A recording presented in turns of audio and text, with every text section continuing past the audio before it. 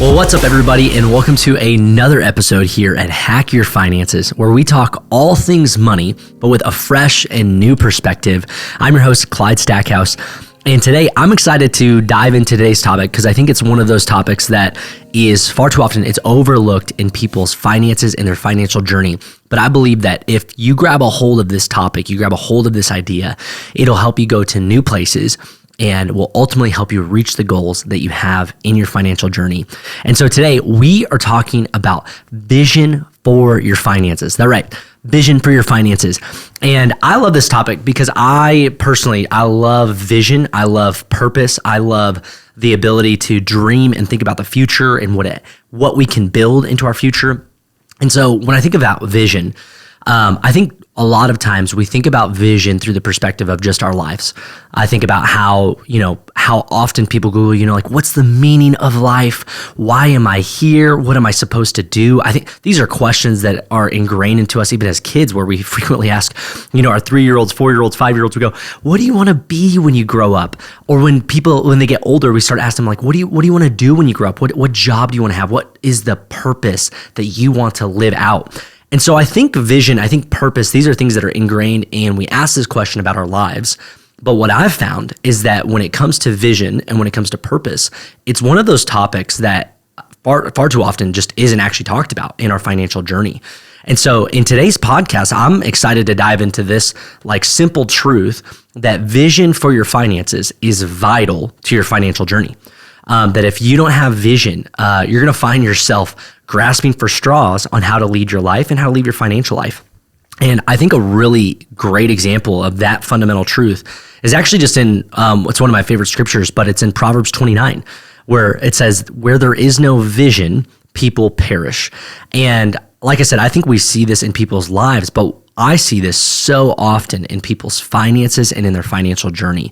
That when we begin to talk to people about their finances, their current circumstances, and we start asking the question like, hey, this is where you're at today, but where do you want to go? And what I found is that people don't have vision for their finances. They don't have a bigger perspective. I found that people generally have goals. They have ideas. They have, it's the like, I'd love to be out of debt someday. Or we'd like to go on more vacations, or I hope I retire when I'm 70. But what I found is that right there is just an idea. An idea of a preferred future is not the definition of vision. And so today I want to unwrap this topic of vision for our finances and really go through a pathway of how do we create vision, how do we actually develop vision into our finances, how do we operate with it. And so I think the first thing that I think we have to recognize when it comes to vision in our finances, and specifically God vision, is this simple truth that God vision has to be bigger than ourselves. When I think about the way that God works, and we see it all throughout Scripture, is God is always, when he's moving in and through people's lives, it's always bigger than just the single person. And so if you're asking the question like, man, do you have vision for your finances? My question immediately starts with, do your finances, do they exist for more than just yourself? Because I found that really vision and living out vision actually happens in phases and it happens in seasons. And so for a lot of people, they're stuck at phase 1 of vision. And phase 1 is self-serving, and it's just focused on yourself. And so that's where we really, when we start talking with people about their finances, that's the language that you hear, is when you go, hey, what are the things that you're aspiring for? Where, like, when you close your eyes, where do you want your finances to be 5 years from now? And more often than not, the language is around self. So it's around, man, I'd love to be out of debt. I'd love to be able to go shopping and buy the clothes I want, or I want to be able to book the dream vacation that I've always wanted to go on. It's I just want to feel better about my finances. And those are all great things. Like, trust me, I love vacation. I love being out of debt. I love, going on a shopping spree. But what I found is that when our vision is only as big as ourselves, it actually stops up living a bigger life and really living in a God vision and a God plan for our finances. And so step 1, people start with that premise of like, man, I just want to have personal, I want to have growth in my finances. And so the second layer to that is when your vision starts going from yourself to people around you. And I found that more often than not, that second layer of vision actually is attached to your family.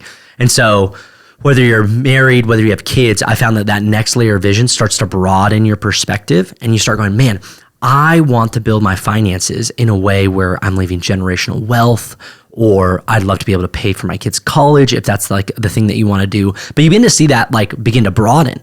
And I think that's a beautiful step. But I think the real like epitome of what we're driving towards is the God vision that lives way bigger than ourselves. And that starts by asking the question and living in the lane in our finances that goes, man, I want to build my finances in a way that is going to make an impact and make a difference in the world around me. And I think that when we grab a hold of that, I think that's actually where God vision and God vision for our finances really comes alive, because I've found that when our vision is that big, God can then go, oh, I can bless that. I can trust that, because it's no longer about ourselves. It's not about serving ourselves. I think of James. I was just reading this in my Bible reading, my like yearly Bible reading, and I'm going through James, and he talks about that and goes, man, you ask, but you ask with the wrong motives. He goes, you're asking because you want to serve yourself. You want to be able to enjoy those things for yourself. And he goes, but those are the wrong motives. But he goes, but if you ask with the right motives, that's something that God can bless. And so that's my encouragement to you, is if you're listening to this and you're hearing this concept of vision, we're going to get a lot more tactical about like how to build like financial vision, financial plans. But I think it starts at that 1,000-foot view where you go, man, is the ethos, is the thing that is behind the thing when it comes to my financial vision. If it's just you, and I'd go as far as if it's just for your kids, it's not big enough. It doesn't feel like a God-sized dream, because I found a lot of people can fulfill those things on their own strength. But when we start talking about making a lasting impact, an eternal impact, and we start talking about that, like the big vision, I think that's where it starts feeling like a God thing and a God vision. And so if you're looking to grab a hold of a God vision and you're looking to actually operate your finances with a God-sized vision in your life, man, I just encourage you to really start and ask the questions like, man, what are the things that move your heart and the things that move God's heart? And I think that when you find those two things coincide, is actually a really powerful place where you get a vision that's bigger than yourself and is a vision that God can actually bless. And so I know for me and my wife, in our personal journey, we know that like the thing that burns in our heart, number one, is to build the local church.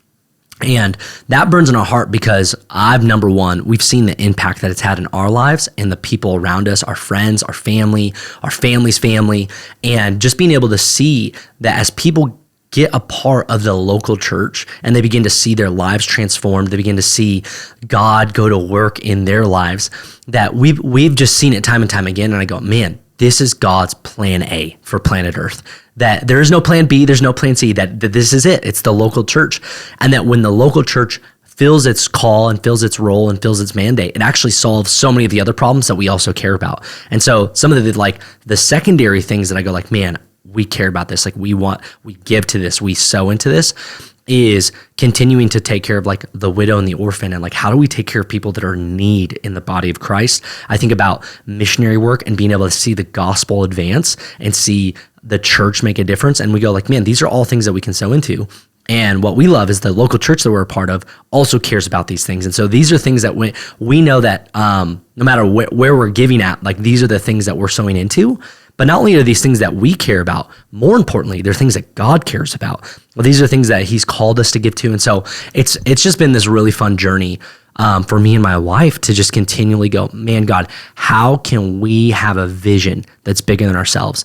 And if I'm being really honest, when we talk about a God-sized vision, that's what Hack Your Finances is, that this was birthed in not just the practical conversations of like, man, we see a need for people in their financial journey. We see a need to help unpack God's word and helping encourage people and challenge people to live a life that's holy and pleasing to God, not just in the way that they live, but specifically in their finances.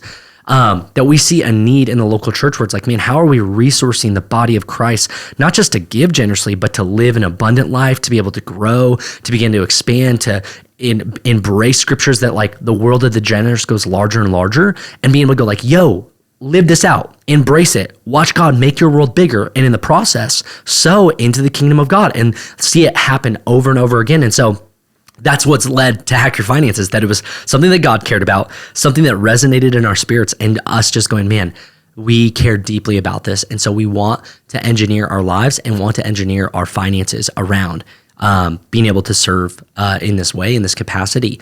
And so I think, that's my encouragement to some people listening to this podcast today is you might look at your finances and you might look at where you're at in your journey and go like, man, I don't know the thing. Like I hear Clyde, it sounds so exciting. I love the passion that he has in his heart. I love the conviction that he feels, but I don't have my thing yet. And I just encourage you, like, that's okay. Because it's a journey of uncovering the God thing over your life, but it does start with being faithful and just knocking on the doors that God cares deeply about. And so I think a lot of times, just wrapping up, I think a lot of times we look for purpose in all the wrong ways and all the wrong places. Like I found that I never found purpose by like getting into a room by myself and like just getting really deep and just being like, oh God, just help me see my purpose. Help me see the thing. Like I've asked it. But what I found is that my purpose actually came alive in my moving. And that's the way God works. God moves in your moving. So get moving. Start serving. Start being generous. Start sowing seeds and see what God blesses. See where there's favor. See where like things come alive in your spirit, especially in your finances, and go, oh, this is my thing. If God cares about it and I begin to care about it, that might just be something that I can build a vision around. And so when we think about vision and specifically vision for our finances, I think a really tactical way to be able to walk this out is actually by building a financial plan that caters to the thing that you're wanting to build. And so it's amazing the stats around the percentage of people that actually have like a written down financial plan. I think it was like 1 in 3 Americans actually have like a written financial plan or direction that they're trying to take their finances. And so that's just like a really great start is like, have you put pen to paper of the things that you're believing for and the things that you want to drive towards in your finances, in your financial journey? Because I found that people are just operating haphazardly when it comes to their finances. And then they wonder why they're like, I don't feel like I'm making progress. I don't know where my money's going. And you're like, yeah, you don't have a plan for where you want to go. Because when you don't have a plan, it's really easy to cheat the plan. It's really easy to cheat yourself. It's really easy to like do the thing that you shouldn't do. But when that purpose is bigger than you and you actually have something written on paper on how you want to get there, it actually is super, super powerful. And so really practically, if we want to build a financial plan, I've always seen it, for me, I break it up into like 3 main pillars or components. And one, I want to start, I have short-term goals, I have medium-term plans, and then I have long-term vision. And so for me, it always starts at that top. It starts with, what's the long-term vision that I have? That's what we're talking about in this podcast. And me going, man, the things that I vision, the things that I dream about, have I put it to paper, and do I know what that preferred future looks like? And so once you've put pen to paper and you've built out that long-term plan, I think it actually gets into like, what is the medium-term plans that will help you get there? Because plans will change, but you have to have a plan. And so when I think about like medium-term, I usually cut in half like the vision. And so if you're building out like, man, I think it's going to take 20 years to build this vision or 30 years to get here, I go cut that in half. And so go 15 years, go 10 years and go, man, what is our plan to get to here to there? And actually start setting like some realistic thoughts around how you're going to get there. And so it kind of takes some like reverse engineering. And then lastly, boiling it all back, if we go, man, if that's where we want to be in 10 years, then what do we need to start to do in our short-term goals, in our short term, to be able to build the life that we think we want to build within those 10 years? And so a lot of times it's actually just working backwards from the thing that burns in your heart and being able to ask those questions. And so to get really tactical, this is actually something me and my wife, we have lots of conversations around this, but we actually just went through an exercise where we separately created space in our prayer time, created some space just in life. And we said, man, let's write down what we're believing for and what we think God wants to do in and through our lives, in our family, in our finances, in our business between now and 30 years from now. And so we broke it up and we went, man, what are we believing for 1 year? What are we seeing for 5, 10, 15, 20, and then 30? And we just began to write stuff down. And it was amazing that as we went through this process, we were confronted with a lot of like powerful emotions, or at least I was, where I like was filled with fear. I was like, holy smokes, I'm actually writing down big things that I'm believing for. I'm actually realizing some of the things that like I selfishly want in the journey. And then also in the midst of that, seeing some like things from God come alive where I'm like, wow, man, I wasn't initially thinking that's how far things could be in 10 years, but I'm believing in faith for that. And it was cool. We did that separately, and then we came together, and it was fun just going back and forth, like, what'd you write down for 5 years? And her sharing her goals and kind of plans, and I shared mine. And it was amazing just to see these two things come together. And it was just such a practical way. And it's even just been a guidepost for us right now in this season where we're navigating a lot of decisions around jobs and decisions and what this next phase of life is going to look like, and kids and everything in between. And what's been cool is we actually, because we had a plan written down, we know the life that we want to build, and more importantly, the impact we want to make in between now and the next 30 years actually really helps create a lot of clarity around those questions, where we go, man, if we know we want to be here in 30 years, that means we got to make some serious decisions between here and there. And some are scary, some are daunting, some are really exciting. But what's great is when you have that plan, when you have pen to paper, you have that North Star that you can actually lean on when emotions get high and you're like, this is scary. You can lean into God's word and go, oh, no, I have confidence, I have conviction in what God is going to do in our lives. And it's powerful to create goals in the process. And finally today, I think my encouragement to everybody listening to this podcast around vision, around financial planning, around having goals in your life, and really creating a roadmap for where you want to go. My encouragement to you is, man, there's grace for the journey. I know for the average listener that's listening to this podcast, you probably feel maybe a little discouraged about where you're at in your finances or your financial journey. Maybe you're frustrated that you don't feel like you have clarity around vision or where you want to go. Maybe you feel insecure. You're going like, holy smokes, this young guy is talking to me about money and I've been doing it 40 years and still don't feel like I have it figured out. I just want to encourage you that there is grace for the journey. There's grace for your season, but don't stay there. Don't get stuck there. But lean into God, lean into what he impresses on you in your prayer time and in your journey.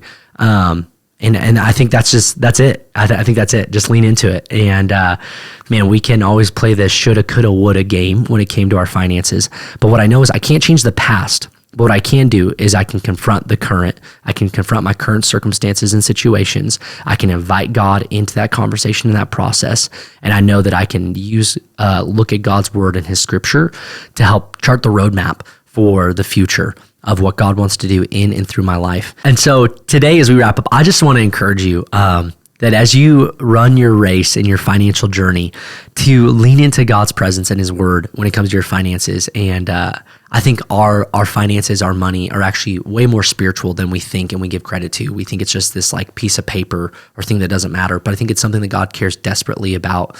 And I think he wants to breathe fresh life in your finances. I think he wants to help unlock fresh purpose and vision, that when you look at your pocketbook, when you look at your budget, when you look at your investment accounts, you're not looking at them with something to serve yourself, but that you grab a hold of a God vision, a God plan, a financial plan that is going to make a difference in the world around you. Not inspired by you, but inspired by God.